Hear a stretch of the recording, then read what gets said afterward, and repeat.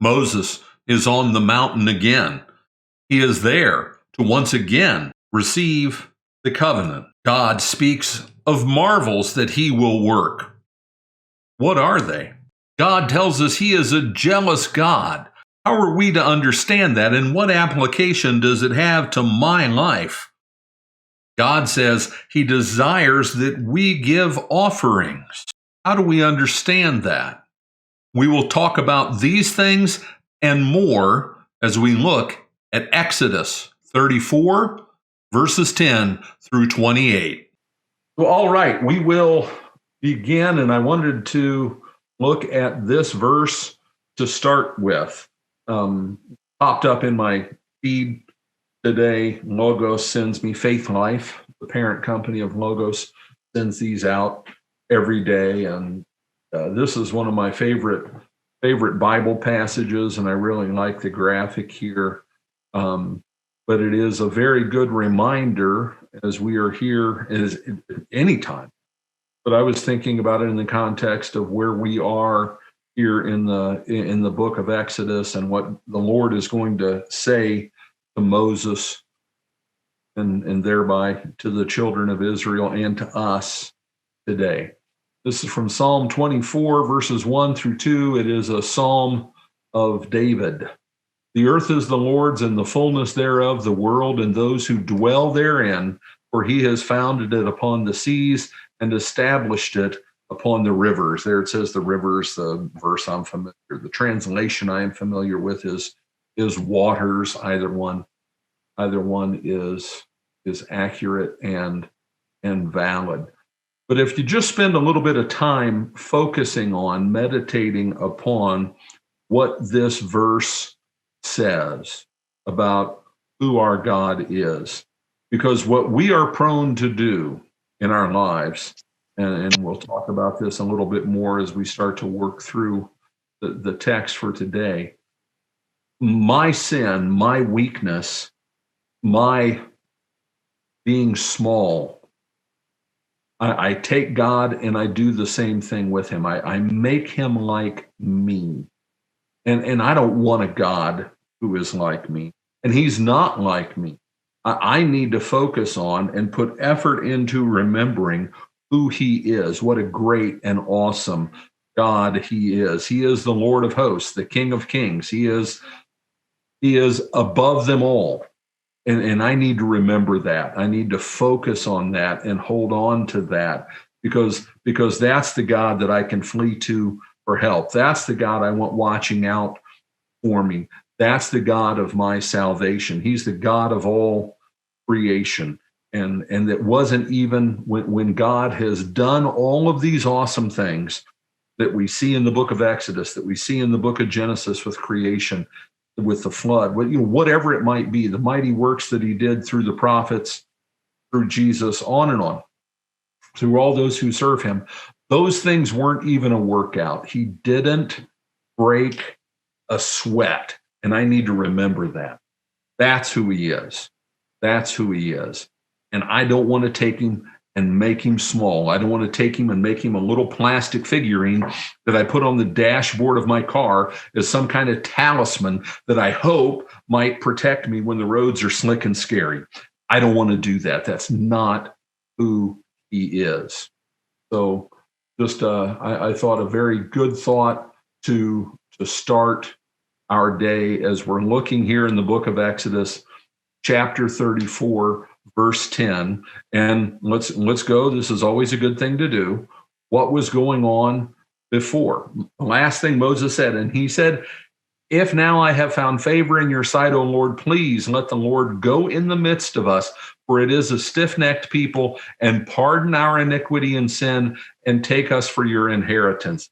The covenant is being reestablished. It was hardly in existence before it got broken, but it is being reestablished, and God is again being merciful, being, showing his forbearance, being kind and compassionate. And also, as I think about what an awesome and mighty and amazing God we have above all the universe, I also want to remember that he is the God of all mercy and the God of all compassion, that he forgives sin. And he doesn't forgive sin because we deserve it, because we don't. He forgives sin because he is kind and compassionate and loving and gracious. So let's jump into the text for today. And when it says he said here, this is Yahweh talking, the Lord. And he said, behold, I am making a covenant before all the people. I will do marvels such as have not been created in all the earth in any nation. And all the people among whom you are shall see the work of the Lord, for it is an awesome thing that I will do with you. We'll stop right there. God is looking ahead to, and it turns out it wasn't the way things were his original intention. He's looking ahead primarily to 40 years in the future when they're going to enter the promised land. Because remember, they're going to balk. They're going to say, we can't go in there. They're big and scary. Which is to say, they're bigger and scarier than our God. He can't possibly help us. There's no way we could win. And as a result of that, they have to wait 40 years. And all that generation passes away, and then the younger generation gets to go in. But the Lord is talking here about those great and awesome marvels that he is going to work when the children of Israel go into the promised land. And we probably, and it is interesting, this word marvels,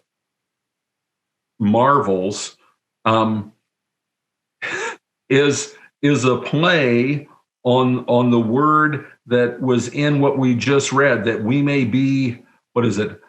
In the midst of the stiff-necked people, pardon our iniquity. No. It's in 33:16. Let's go look at 33:16, where it says, Moses says, for how shall it be known that I have found favor in your sight, I and your people? Is it not in your going with us, so that we are distinct, set apart, special?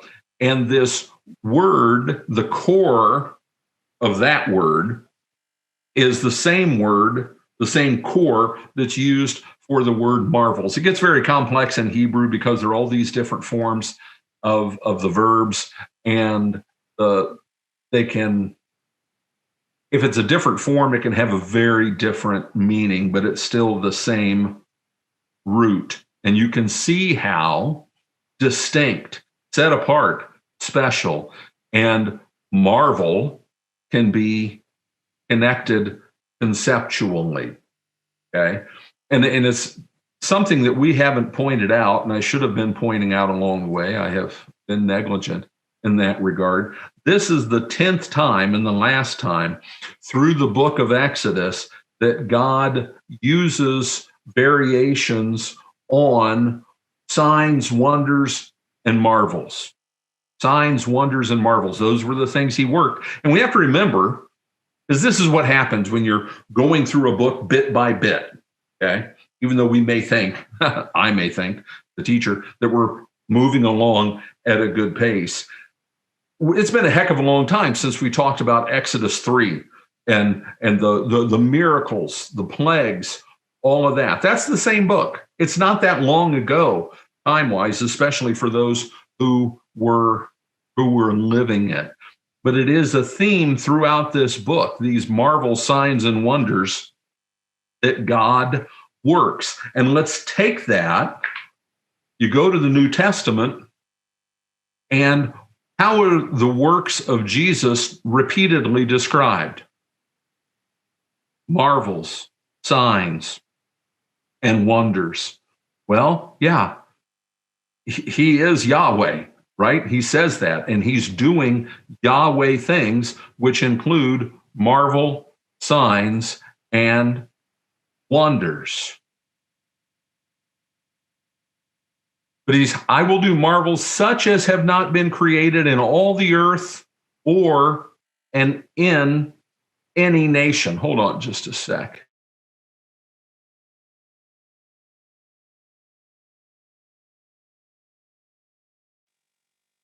Okay, I am back. Sorry, technical recording room issues. So,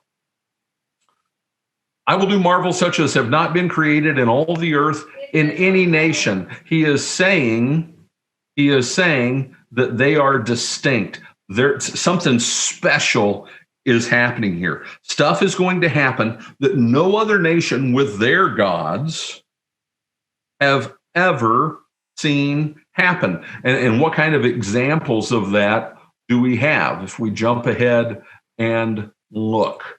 Okay, just to give you a little bit of feel for that. Deuteronomy 4:32 to 35 is, let's see, verse 33. And remember, the book of Deuteronomy is Moses giving a great big long sermon at the end of his ministry when things were being handed over to Joshua. But in verse 33, he says, "Did any people ever hear the voice of a God speaking out of the midst of the fire as you have heard and still live? Or has any God ever attempted to go and take a nation for himself from the midst of another nation by trials, by signs, by wonders, and by war, and by a mighty hand and an outstretched arm, etc.?" He's saying there that what they've already seen, that when the elders went up on the mountain with Moses and heard the voice of God speaking, that nobody's ever had that happen. No one's ever seen that. That hasn't ever gone on, is what Moses is saying there. In Joshua 6, verse 20, we've got the fall of Jericho, where those walls come tumbling down when God had them do that procession, blowing trumpets, etc., around the city for 7 days. And on the seventh day, they went around it 7 times. And they did exactly what God said. In that great fortified, mighty city of Jericho, the walls literally just fell to the ground and plopped down. In Joshua 10,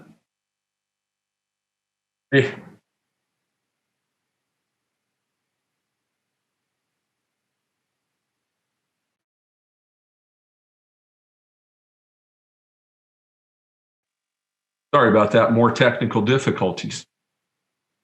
In Joshua 10, the sun stood still. The Lord told him to command it, and the sun stood still in the sky. Nothing like that has ever happened. And we could go on and on. The way God worked with his children, no other nation could claim to have that relationship with their God. And remember that it is with their God. Other nations had their gods. In the heavenly host, there were those lesser divine entities, Elohim, the B'nai Elohim, to whom God assigned the nations, the 70 other nations.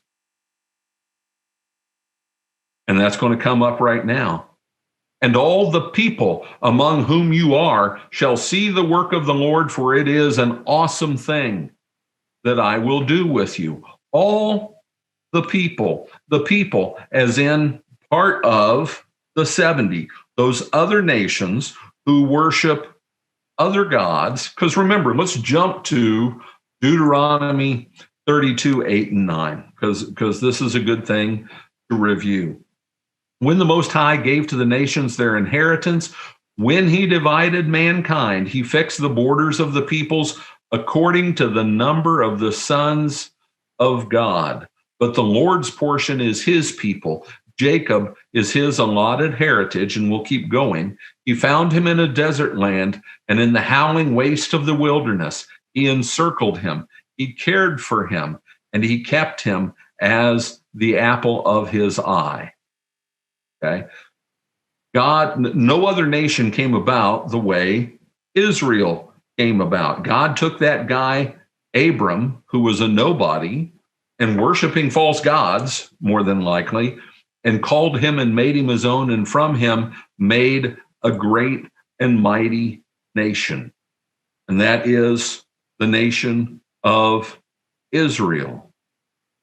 And what God wanted the other nations to see, and Israel kept kind of messing it up through their bad behavior and disobedience and lack of faith and rebellion. But what God wanted the other nations to see, and for the most part they did, was this special relationship he had with Israel. He wanted them to be a light that lightens the Gentiles, that they would be drawn to that light from the darkness in which they existed. And like I said, the children of Israel made that difficult because of their unbelief and the things they did and falling away and worshiping false gods, etc., where God had to chastise them and rebuke them again and again and again, and finally wipe half of them out and send the other half into captivity in Babylon and bring them back to purge, for the most part, all of that godlessness out of them. When all the people among whom you are shall see the work of the Lord, for it is an awesome thing that I will do with you. I just said the great nation of Israel. Truth be told, there was nothing impressive about them. Truth be told, and I mean from a geopolitical sense, okay? They weren't like Egypt. They weren't huge and mighty and conquering other nations and spreading out and having an empire like Babylon, like Assyria, and then later like Greece, like Rome, like those mighty, mighty nations. Israel, as they went in and conquered the promised land, what were they? I mean, really? They were a ragtag collection of farmers. They were just a bunch of common people, right? And God gave them the victory. And that's made clear repeatedly throughout the conquest. How did those walls in Jericho fall down? God told them to do this admittedly odd thing of marching around the city and blowing trumpets and marching all the way around the city every day and then going back to camp. What was the point of all that? I mean, it was a great big show. What was the point of it? God's the one doing this. The children of Israel aren't laying siege. That's not the way you take a fortified city. It's not in the textbook that's how you do it. You build weapons of warfare, siege machines. You starve them out. You do all that. No, they marched around the city and blew trumpets for 7 days. And then the walls fell down. And through that, God put his terror in them. Rahab the harlot is going to talk about, we know what God did with you in Egypt, and we're quaking with fear. We're scared to death. That was a God thing, because there wasn't anything. No one looked at the children of Israel lined up for combat and said, ooh, they're scary. You know, you looked at the children of Israel. Think of it back in the day when you were playing sports and you looked across the field to the other team, and they were small and their uniforms didn't match and they looked like a bunch of misfits. And you said, this is going to be an easy day. That's what people saw when they saw the nation of Israel lining up against them in warfare. Now that changed later on, when, especially with David, we could definitely say that changed. But still, they were never a huge, mighty nation. Their footprint, let's look at the map here. At its zenith,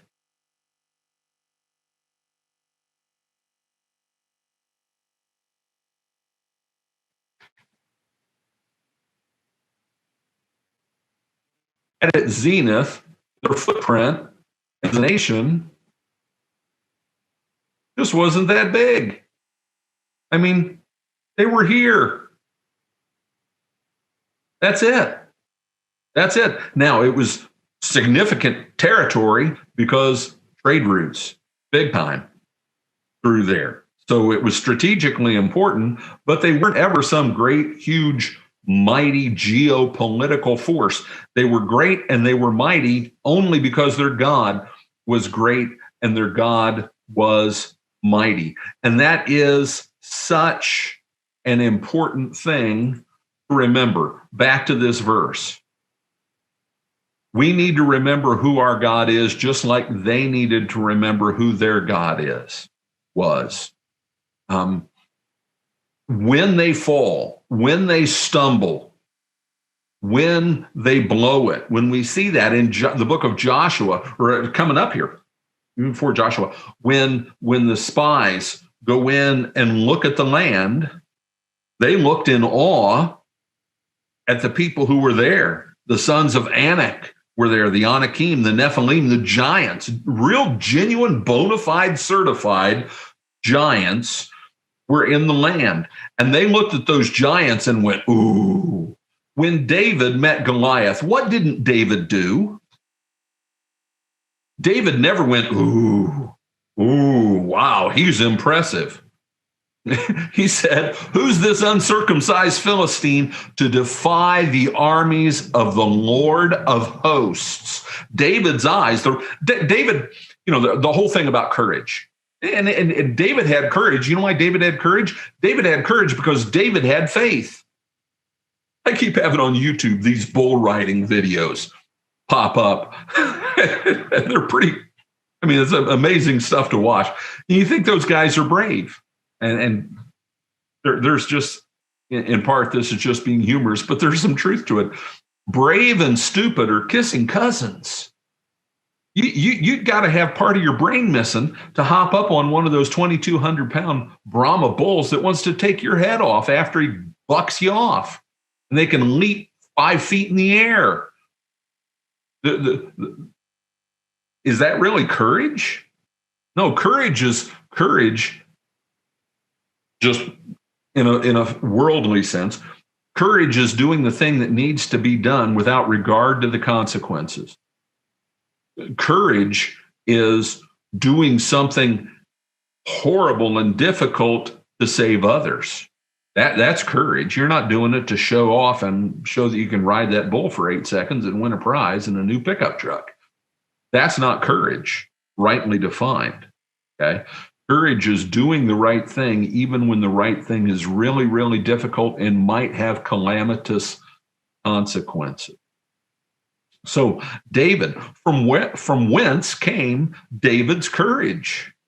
The Lord. The Lord. David didn't really think he was so awesome and tough and whatever that he was going to slay that giant, which is the remnant of some of these Anakim that we just talked about. He knew the Lord was going to be with him. Why? Because the battle was the Lord's. He said that. The battle is the Lord's.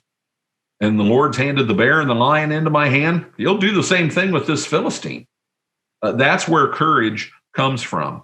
So take your eyes off, or it's not even that you have to take your eyes off the Lord.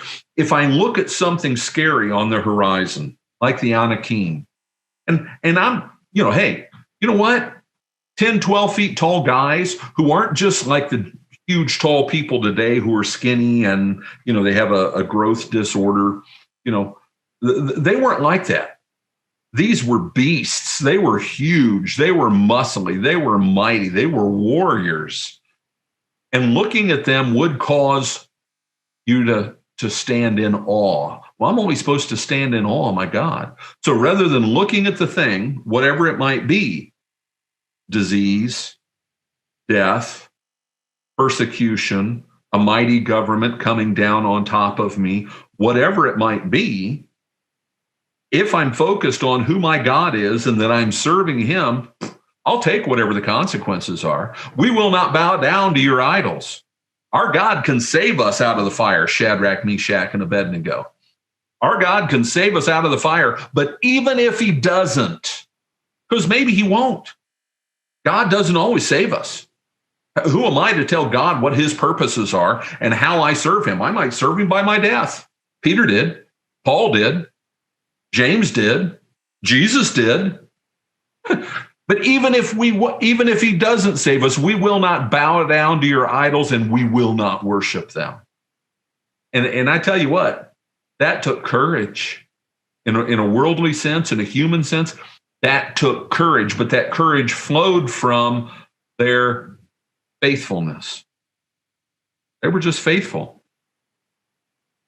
So take that and apply it to your own life. The things that seem big and scary to you, God sees as opportunities. Think about that. When you were a little kid and you looked at your dad, in your eyes, he was invincible. Nothing scared him. Nothing was farther from the truth. But in your eyes, your perception, he was invincible. Nothing scared him. You're with him.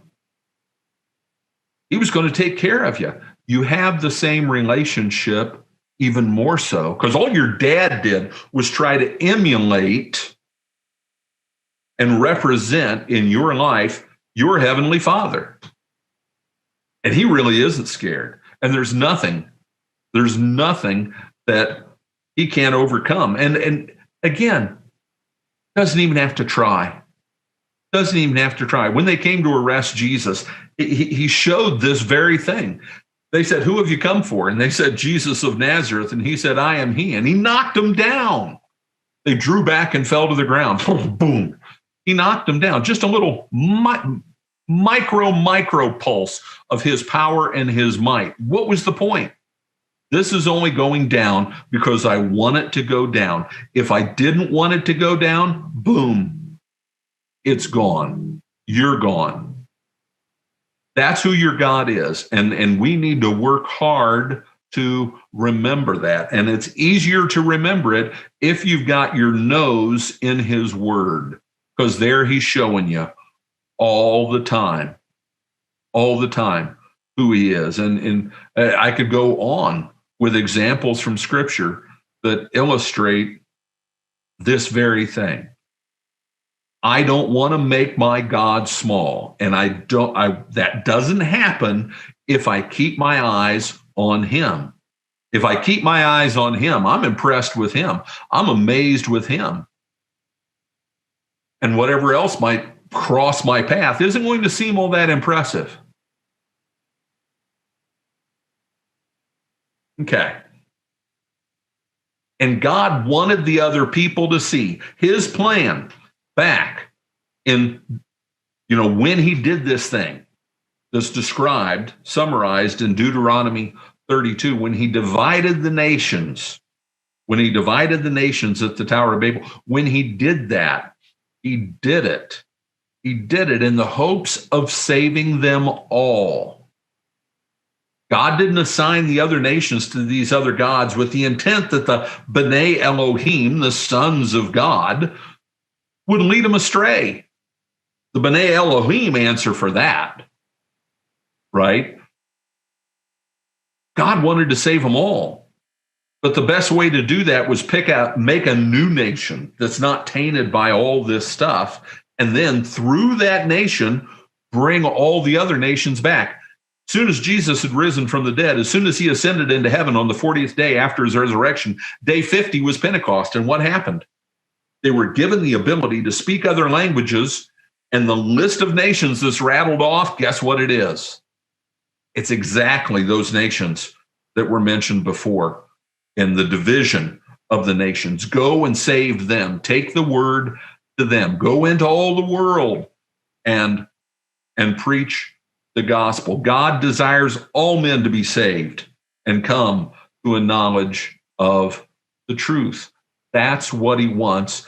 That's who he is. And he uses his awesome might and power to bring that about. And first and foremost, the greatest, most awesome, powerful act that he ever did was dying on the cross. He died on the cross to take the punishment that would have had to have been, because he's a just God, meted out on us. You see Jesus on the cross, you see what you deserve.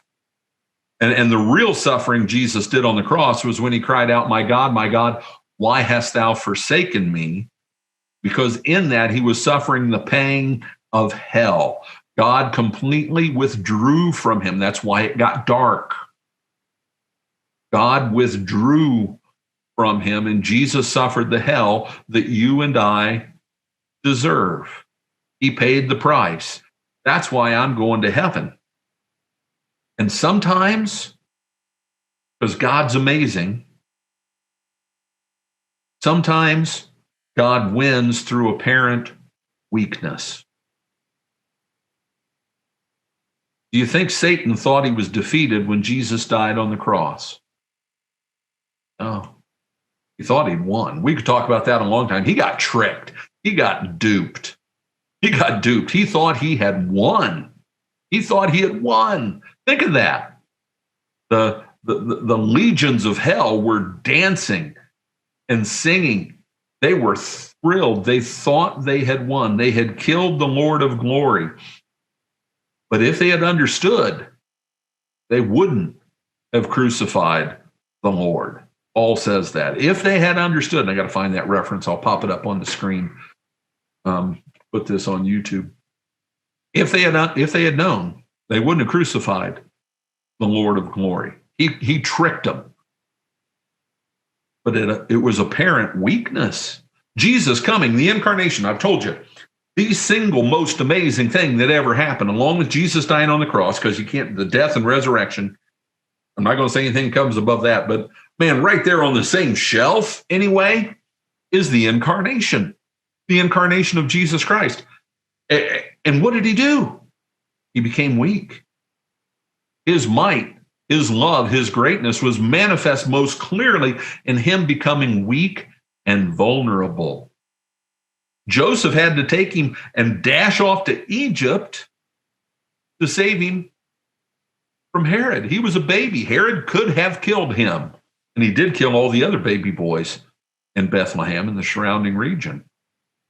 He could have killed him. He was weak. He was small. He was vulnerable. Isn't it interesting? The two greatest things that God did seem, on their surface, by human perception, as weakness. Being born as a baby and dying definitely seem weak. But we are talking about Deuteronomy. Talking about that as well. We're talking about Exodus, so let's get back to it. Remember, the setting here is reestablishing the covenant. And we're not going to go through all of it because he goes over a lot of it again, but there are certain things we want to hit. Observe what I command you this day. Observe. Keep your eye on it. Follow. Be obedient. Faithfulness. Covenant loyalty. God doesn't expect us to be perfect. He knows who we are. He wants us. He expects, and he expected of his children then, loyalty, faithfulness. Behold, I will drive out before you the Amorites, the Canaanites, the Hittites, the Perizzites, the Hivites, and the Jebusites. Let's just real quick, and we'll talk about this more in other places, other times. I've rambled enough today. What he lists off here are the nations in which were the Anakim, the Nephilim, the giants, and there is spiritual significance to that, because the Nephilim came about by divine beings having sexual relations with women and having kids. They were hybrids. And why did Satan do that? Why this step? It seems weird to us. Well, why? What's the point? Well, what had God said in his first proclamation of the gospel and condemnation of sin and Satan? What did he say? He said, the woman's seed, you will bruise his heel and he will crush your head. Her offspring's going to do you in. That's what it was, flowery talk, but not flowery, but fancy way of saying, poetic way of saying, her offspring's going to do you in. What did Satan decide he better do? I better infect that line of hers, the seed. When the children of Israel go into the promised land, not everybody was devoted to destruction, where he said, kill them all. Women, children, babies, puppies, ducks, kittens, men, warriors, kill them all. Devote it to destruction. Don't keep any of their stuff. Don't have anything to do with it. There was a spiritual component to those giants and what they were about. They were hybrid spiritual warriors against the working and plans of God. And they were revered in those societies. The last of them got wiped out by who? By whom? David. David, the person who more than anyone was a foreshadowing of the Messiah, Jesus. Jesus is the son of David. David wiped out the last of the giants. He killed Goliath, but then when it says that his guys went out and killed mighty men, and David killed mighty men, that's what it's talking about. That's what it's talking about. So there's a spiritual warfare component to all this stuff. God wasn't just being mean. Those cultures are seriously messed up, and I want them gone. Judgment of God. Wipe them off the face of the earth. Take care lest you make a covenant. And this went for all the inhabitants, but especially those ones that were going to be wiped out. Take care lest you make a covenant with the inhabitants of the land to which you go, lest it become a snare in your midst. You shall tear down their altars and break their pillars and cut down their asherim, for you shall worship no other God, for the Lord, whose name is jealous, is a jealous God. Lest you make a covenant with the inhabitants of the land, and when they whore after their gods and sacrifice to their gods, and you were invited, you eat of his sacrifice, and you take of their daughters for your sons, and their daughters whore after their gods, and make your sons whore after their gods. You shall not make for yourself any gods of cast metal. There is that. What's he reminding them of there? What had they done? What broke the covenant? They made a golden calf, like Baal. Where are they going? Who did all these people? Who did they worship? Yeah, and that term, I'm not going to go into it in depth, but shall be a snare to you. That's what the golden calf was to them. Same terminology used, that it was a snare. Trip you up. And if you're booking along and you're doing just fine and you hit a snare, what happens? Boom. Down you go, you're injured and you're caught and you're stuck there. All of those pictures come to mind. And make no mistake about it. We don't have to justify the judgment of God. It's not my place to justify the judgment of God. Today, right now, as I speak, people who are not believers are dying. Is that the judgment of God? Yes. He determines when your time here is up. He determines when your time of grace, the opportunity of that time in which you might be saved, but you rejected it. He determines when that happens. I don't get to question his judgment. I don't get to question his actions ever. Job did, and God railed at him for 3 chapters. Where were you when I formed this and I did that? And, surely you know this. And what did Job say? I've spoken once, I won't speak again. I put my hand over my mouth. It is never my place to question God. And God's judgment is what God's judgment is, and it is swift and it is terrible. And I want to have nothing to do with it, so I flee to Jesus and I stick with him. But make no doubt about it. Make no doubt about it. In spite of the fact that scientific documentaries about antiquity, listen to them talk about the Aztecs and the Inca. They're revered and honored, and they're amazing. They cut babies' living hearts out and ate them as worship. I'm sorry, that's sick. They threw babies into the fire. They sacrificed virgins. They had temple prostitution, and I'm not just talking about Aztecs, Incas, Canaanites, Jebusites, Hittites, Perizzites, Hivites, whoever, all of them. They did these horrible, abominable things. And you know what the problem with a lot of it is? Do you know what people like? Biggest TV event. What is it? Well, it's the Super Bowl. Why? What does it celebrate? Violence. We like violence. We like MMA. We like all that stuff. We like violence, and you know what we like even more? We like sex. Those things appeal to us, and they don't appeal to the new creature in Christ that is in us. They appeal to our sinful nature. And you can't see it, be around it, and have it not appeal to you. It's like in Pirates of the Caribbean. You've got the gold, and it calls to us, right? It calls to you, it appeals to you, and eventually, over time, if you stay around it, look at what Lot was willing to put up with. Look at what he put up with. Hey, he was still a believer, but when they were going to sexually abuse the guy's angels, they didn't know that, who had come to stay in their house, what was Lot's solution?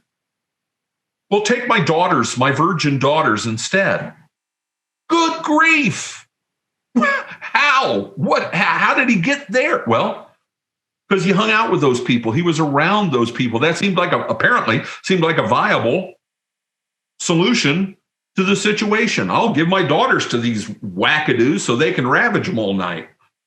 Perfect. Awesome. If you're around screwed up, wacky stuff, because no matter how faithful you are, you're a sinful human being, it will appeal to you. And if you don't believe that, then read through the history of the nation of Israel, because the one thing that they blew, the one thing they didn't get right, they didn't wipe out all these nations. They left some of them there. And they paid for it. Their children's children to the third and fourth generation paid for it. And it didn't stop for some time. You shall get rid of it all. Wipe it out. You shall tear down their altars and break their pillars and cut down their Asherim poles. For the goddess Asherah, you know who Asherah was?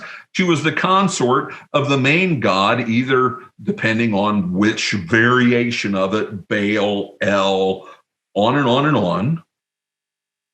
She was a deified, a consort. What does that mean? Enough said. Enough said. And then in the middle of this, the stern warning, for you shall worship no other God, for the Lord, whose name is jealous, is a jealous God. And that statement, you can see I've got it highlighted there, whose name is jealous.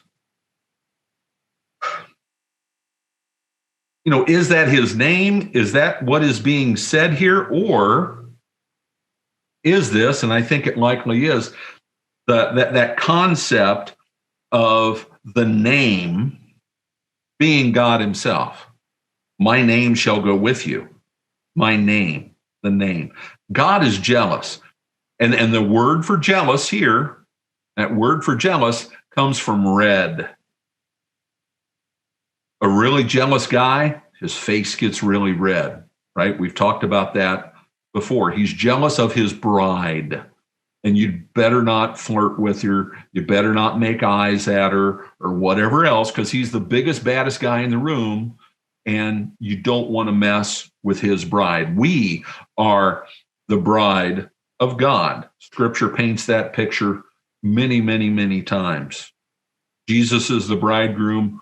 We are the bride, and he wants to keep us pure and away from all of that stuff. Right? Because nothing good comes from that. Nothing good comes from it. And it would be a spiritual downward spiral for the children of Israel. Lest you make a covenant with the inhabitants of the land. And he talks about whoring after their gods, because they're whoring after their gods. And yeah, that's pretty strong talk. That's pretty strong talk. You get into the prophets, and he uses some really clear language about whoring after things, and because it's debaucherous, it's vile, it's foul, and you don't want to have anything to do with it. We're going to skip over this little part here. Just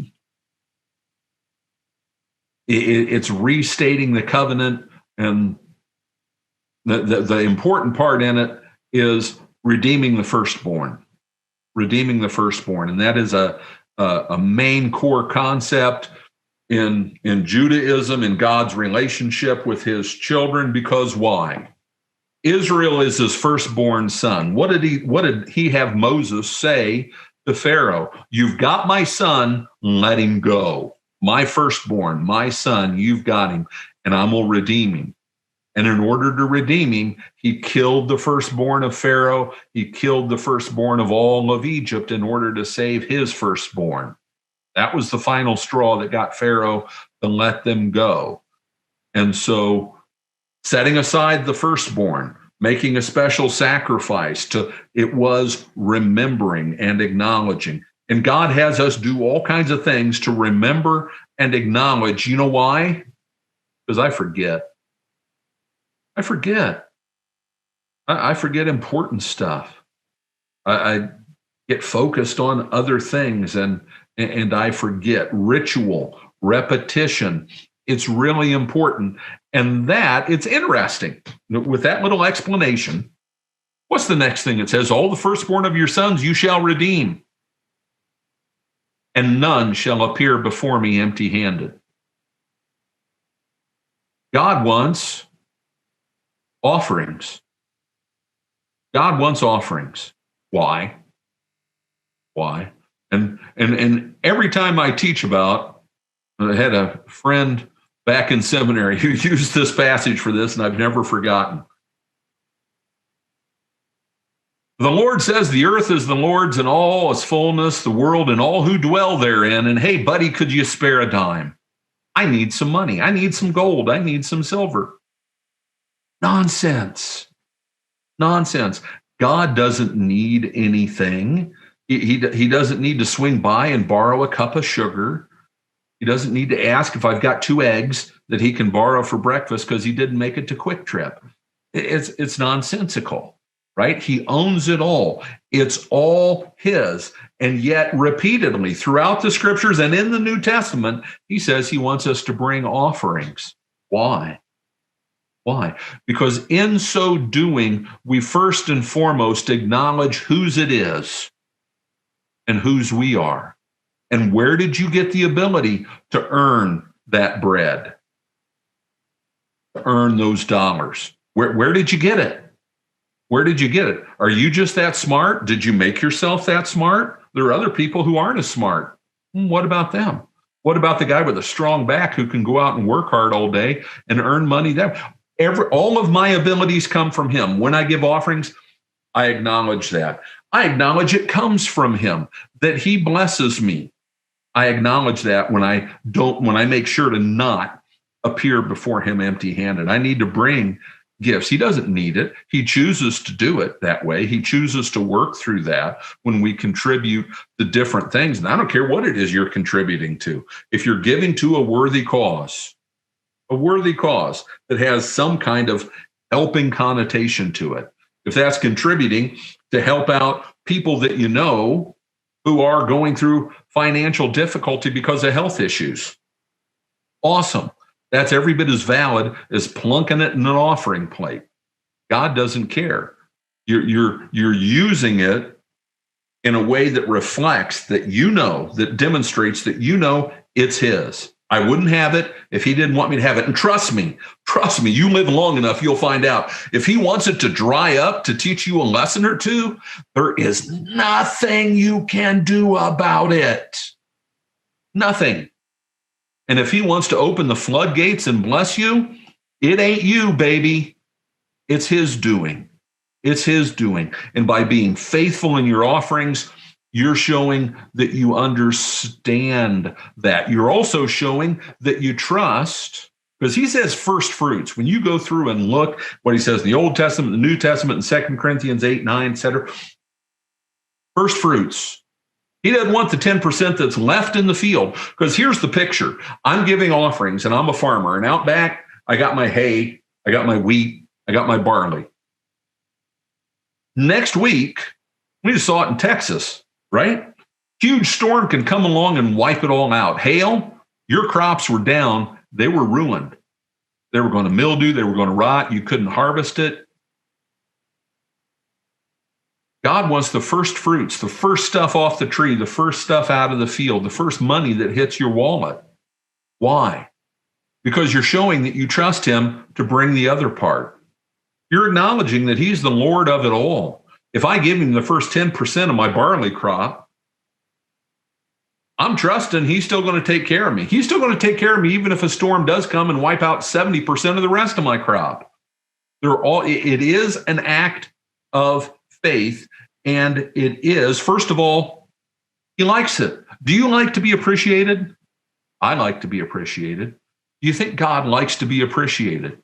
Do you think he likes to have it acknowledged that he's the one who made you the way you are, who blessed you with that position, who blessed you with your wealth, your house, your car, whatever else it might be, all your stuff? And we've got so much stinking stuff, right? Do you think he likes us to acknowledge that he's the one who blessed us with all that? Yeah, I think he does. But also, it's good for me. It's good for me because when I do it, it is a spiritual exercise. I am reminding myself of these divine truths, that they really matter, that they're really true. You know, there's the song in the hymn book that we used to use. We give thee but thine own, whate'er the gift may be. All that we have is thine alone, a trust, O Lord, from thee. And what do I own? You know, the American Indians back in the day thought it was completely idiotic that the white man thought he could own the land. It was here way before you got here, and it's going to be here way after you're buried in it. How can you own it? Pretty sound thinking. Well, what do I own? What do I have? What do I possess? Here, I got my Swiss Army knife. I've got my really cool pen that my kids gave me for Father's Day a long time ago. Really neat, carbon fiber. I really like that pen. I've got stuff. I got my watch. I got this technology. Do I really own it? Is it really mine? No. I need to understand. I need to remind myself that all of this stuff, it's just stuff for me to use. Why? Why would I say that it is a trust? Because the earth is the Lord's and the fullness thereof. And no piece of paper that I have that says I own that car, or that I own this house, or that I have a lease on this house, or whatever, can change that truth. The earth is the Lord's and the fullness thereof, the world and those who dwell therein. Who's that? Well, that's us. We're his. He created us. He made us. He made us for himself. My goal should be, how does he want me to live? Right? He's redeemed me from my sin. He's instructed me in the truth and continues to, and he wants me to walk in it. All of this is his. He founded it upon the seas and established it upon the waters. It was his doing. He made it all. He made it all. It's all his. And all I'm doing is passing through. And this world itself, it's not going to last. You can't hold on to it at all. It is all going to be consumed with fire and redone. Redone, where sin is gone and all the rot and the filth of sin is gone. And that's what we get to look forward to. And that itself, the celebration of that, is what we remember when we remember that none shall appear before me empty-handed. Okay, one last thing I want to hit in this section. Oh, I thought we'd get to the shining face of Moses. Oh, well, here in green.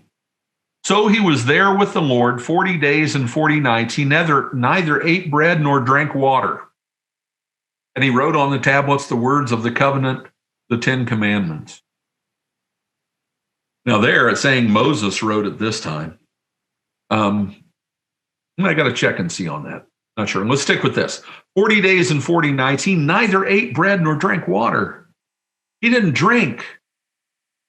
How many days can you go without water? Especially up on a dry, arid mountain, but just period. Best conditions. How long can you go without water? You can go a long time without food. Pretty much anyone can go 40 days without food. You want to tough it out, you can make it. If you are more rotund, you can beat the heck out of 40 days. You know, you got calories to burn, stored away. Water, different thing. It's just interesting. What's the point?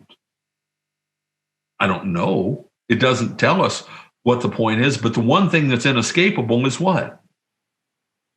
being in the presence of God apparently sustained him. It was, dare I say, a heavenly encounter. He was there in God's presence, and I think it's fair to conclude that different rules applied. Different rules applied. And I think that as we move on and we talk next time about the shining face of Moses, we're going to see some of the after effects of that divine encounter.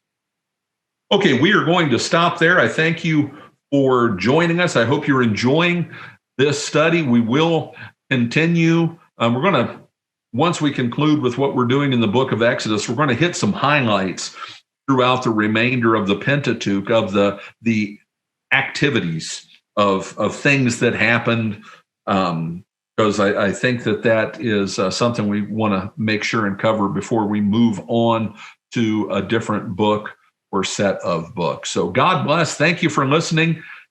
That concludes our broadcast for today. We publish our videos on YouTube, BitChute, and Brighteon. We hope you enjoyed this video, and if you did, please give us a like or a thumbs up. We invite you to subscribe so you can continue to receive our content. Also, please consider sharing this video with others. We love to hear from you, so please leave a comment below. This is Matthias 76, and together we will continue to decode the deception.